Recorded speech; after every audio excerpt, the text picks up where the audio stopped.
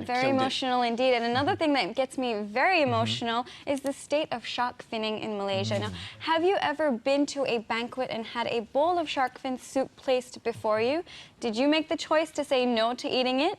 More and more people have been making that choice, largely after the exposure of the inhumane ways that shark fins are harvested. The Worldwide Fund for Nature, WWF-Malaysia, has joined global efforts to make changes in shark trade and shark finning policies. They launched the My Fin, My Life campaign in January 2016 to raise awareness on the dwindling number of sharks in our waters and to reduce shark fin consumption.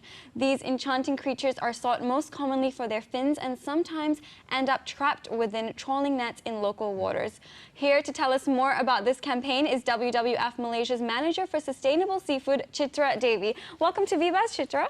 Thank you so much for having us here. No, it's our pleasure, or rather, welcome back. The last time you were here speaking about sustainable seafoods. Today it's about shark finning. What is the urgency to carry out the campaign to raise awareness on shark finning in Malaysia, Chitra? So the reason why we've actually launched this campaign is because we realized that Malaysia as a country is actually the third largest importer of fins globally. Okay.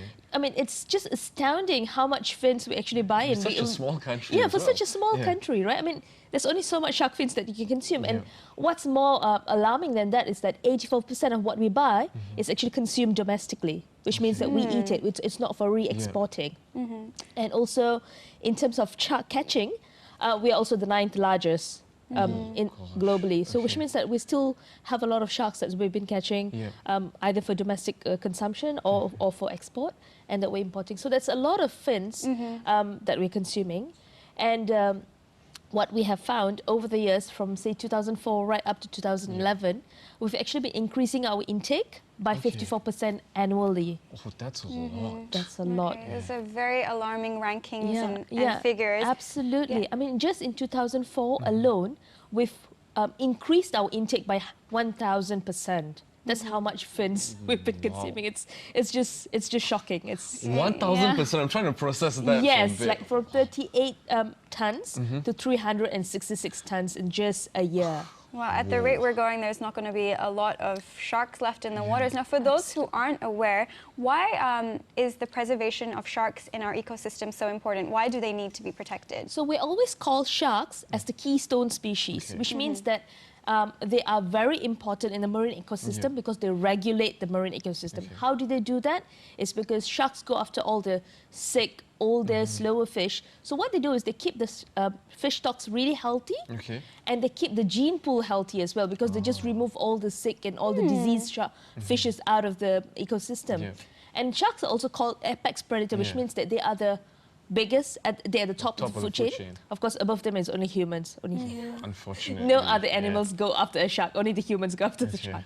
You know? So that's why it's important, because they also keep the food chain intact, because once you remove the sharks from the food chain and from the food web, then it just affects all the species that comes under that as well. So that's why it's very important. And also because sharks are very important for ecotourism, because there's lots of shark tourism, shark diving.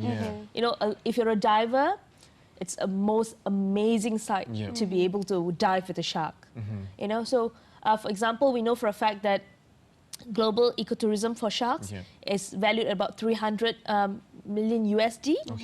And it's you know, we figure that it will probably go up to even 700 or 800 million over the years if we just preserve the shark population. Especially, you know, given our waters is so rich with marine life, in particular sharks. But are there certain type of sharks that are more at risk than others, or are all sharks equally at risk? No, so there are some sharks that are really, really threatened. So for example, the scallop hammerhead, we have them in our waters in Sabah, only in Sabah. They're highly threatened, and they've actually been listed under CITES.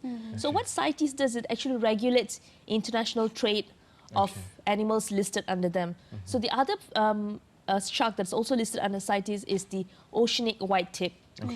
So these are two of the more threatened ones. Then we also have our local species like black tips and also bull sharks that are just as threatened, as also listed as threatened as well. Scallop hammerhead is a sight to behold. Yes, it's so beautiful. Now, speaking specifically of the My Fin, My Life campaign, you know, the ultimate goal is to reduce shark fin consumption in Malaysia. Are there any secondary goals? So the campaign was launched with 3 objectives. So our main objective is to engage 1 million Malaysians Okay. to support the call for no shark fin. So that's the number we want to reach. And then we have 2 other objectives, which is to sensitize 20,000 restaurants Okay. to actually phase out shark fin from their menu, and also to get commitments from 500 corporations Okay. to also remove shark fin from their menu or their dining policies. The reason why we think this would work is because we're not just focused on the consumer, but we're also working with the hotels and the restaurants and the corporations, and we think that this will be the way forward. Yeah. Okay. And how has the response been so far from people? So we know for a fact that shark conservation has been gaining momentum because there are more people out there talking about sharks and shark conservations and shark finning issues. In terms of the campaign, we've had tremendous response. It's been very encouraging. As of now, we've had about 1,400 pledges already.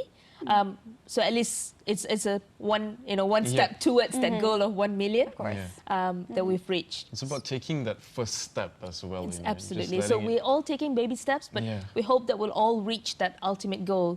But speaking of steps, what are you mentioned campaign just now. So what comes together with the campaign? What are the events or stuff that's going on? So one of the main things that we've done is we are launching the campaigns in 3 major cities. Okay. So this is the first nationwide campaign that we've had for sharks.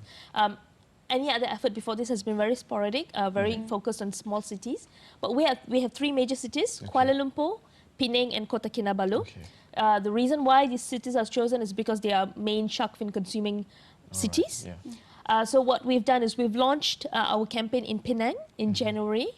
And then we'll be launching our campaign in KK, in Kota Kinabalu this weekend, in Surya Sabah Mall. All right. And then we're also planning for another event in Kuala Lumpur.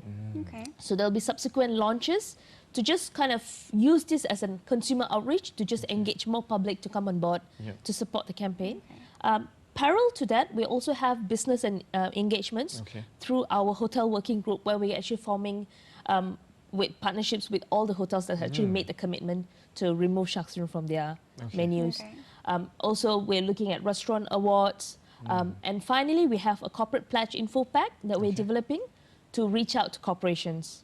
So these are all the various steps that we're taking towards that goal. Okay. It sounds like everything is covered in terms of the campaign, but I'm sure there's Fingers crossed. a lot more for us to talk about. But we're going to take a quick commercial break and be right back after this.